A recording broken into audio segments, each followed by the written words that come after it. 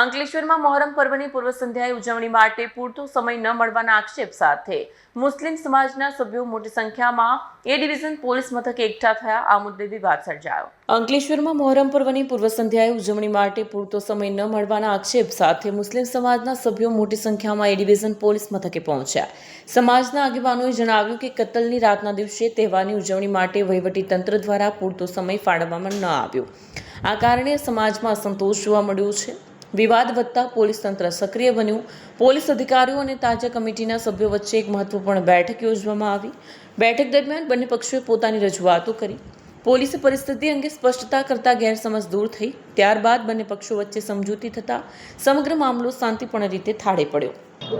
મોહરમના પર્વ નિમિત્તે કેટલીક અસમંજસો અને સંઘર્ષ જેવું વાતાવરણ ગઈકાલે ઉત્પન્ન થાય એવી પરિસ્થિતિ ઉપસ્થિત થઈ હતી અને કોઈ અનિચ્છનીય બનાવ ન બને તે માટે પોલીસ પ્રશાસન અને તાજિયા કમિટી દ્વારા સમજૂતી કરીને ગઈકાલે બનાવ ન બને તેવા પ્રયાસો કરવામાં આવ્યા હતા.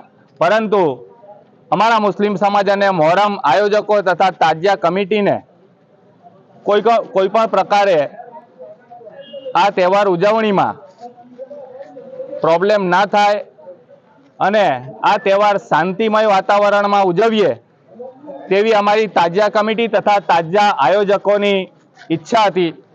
અમે લોકોએ આજ રોજ અંકલેશ્વર શહેર એ ડિવિઝન પોલીસ સ્ટેશન ખાતે પીઆઈ સાહેબ શ્રી પાસે સમય માંગ્યો હતો કે અમારો તહેવાર અમે શાંતિમય રીતે કોમી એખલાસના વાતાવરણમાં ઉજવીએ અને કોઈ પણ પ્રકારે કાયદો અને વ્યવસ્થા ન ડહોળાય અને આ તહેવાર શાંતિથી પૂર્ણ થાય તે માટે પીઆઈ સાહેબ સાથે મુલાકાત થઈ અમારી.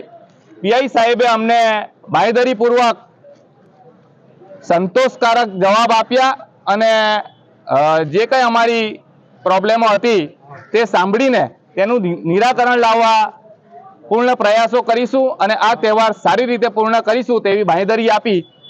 આજ રોજ અમે લોકો અંકલેશ્વર પોલીસ સ્ટેશન ખાતેથી તમામ આયોજકો અને તાજિયા કમિટી દ્વારા તમામ આયોજકોને પણ વિનંતી કરીએ છીએ કે આપણે આપણો તહેવાર શાંતિમય વાતાવરણમાં અને કોમી એખલાસના વાતાવરણમાં કોઈ પણ વાદ વિવાદ વગર ઉજવીએ. બસ એ જ હેતુસર. જય હિન્દ, જય ભારત. વિડીયો જર્નાલિસ્ટ ઇમ્તિયાઝ પઠાણ સાથે સટર ટીવી ન્યૂઝ અંકલેશ્વર.